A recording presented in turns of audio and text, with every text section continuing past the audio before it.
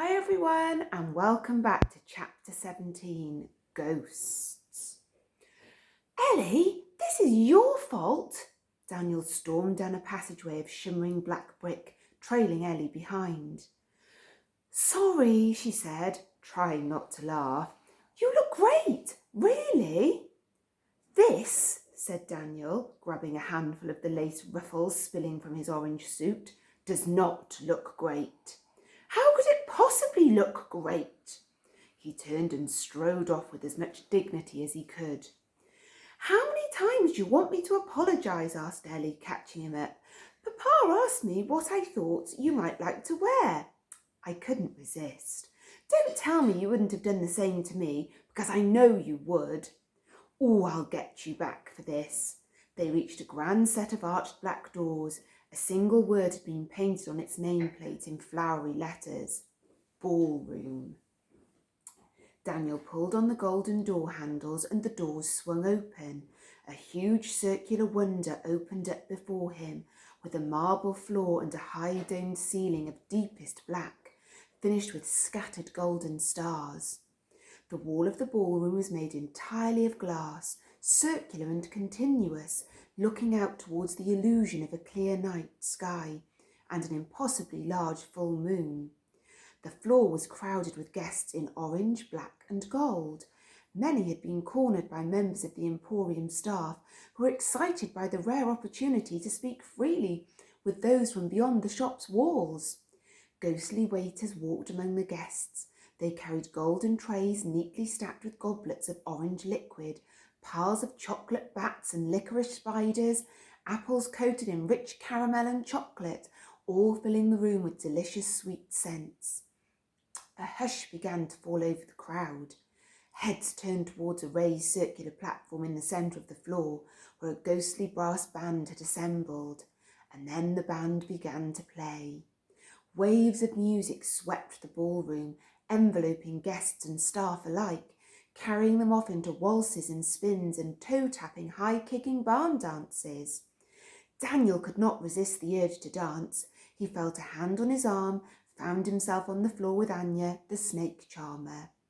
They danced until Daniel could dance no more, and he went to the edge of the room to catch his breath. Ellie showed no signs of stopping. She hadn't left the dance floor all evening, and it seemed to Daniel that this was the happiest he'd seen her look. A waiter passed by, offering him a goblet. What is it? He asked, trying not to be too distracted by the fact that he could see through the waiter. Pumpkin mead. Daniel took a goblet and sipped the liquid. It warmed his insides like drinking the memory of an autumn night sat by the bonfire. He had drained the last drop from the glass when he turned and clipped the arm of an extremely tall man in a charcoal suit, dropping his goblet with a clatter. Oh, I'm sorry, said Daniel, but when he straightened up, the man was already gone. Mr. Silver walked the far side of the ballroom, sips of pumpkin mead warming him as he watched his daughter watching everyone else.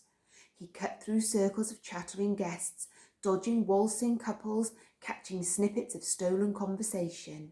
He smiled as he passed Caleb, who had cornered several guests from the outside world. Tell me, is it true that the moon out there is made from cheese? And if so, what sort of cheese? Nothing too crumbly or runny, I'll bet. Silver stopped and finished his mead, glancing up at the chandelier high above. Something in the corner of his eye bothered him. He turned his head. Everything, the music and the chatter, the graceful movement of the dancing guests, the waiters and the gleaming chandelier, seemed to stop.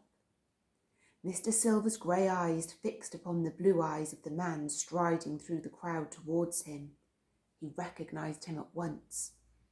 As Vindictus Sharp approached, he removed his bowler hat, stopping so close to Silver that their chests almost touched. The air crackled and sparked around them. Mr. Silver's face was as colourless as one of his ghostly waiters. His mouth was shut tight, his expression frozen, unreadable. You are a difficult man to find, Lucian, said Sharp. I do my best, Mr. Silver whispered. Sharp's mouth curled into something that might have been a smile and might have been a sneer. He leaned in slowly, deliberately, and whispered something in Mr. Silver's ear. Then he straightened up once more. He waited. At first, Mr. Silver did nothing but look at the floor. When he raised his head at last, his face was heavy with sadness. He managed a slow nod. Sharp offered a handshake. When their hands touched, lights around the hall began to flicker.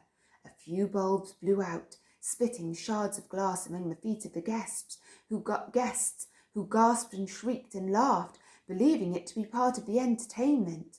A flash of white teeth from Sharp, and he turned and began to walk away through the crowd. Mr. Silver watched him as he left the ballroom, standing frozen among the sea of sparkling dancers. I will see you next time for Chapter 18.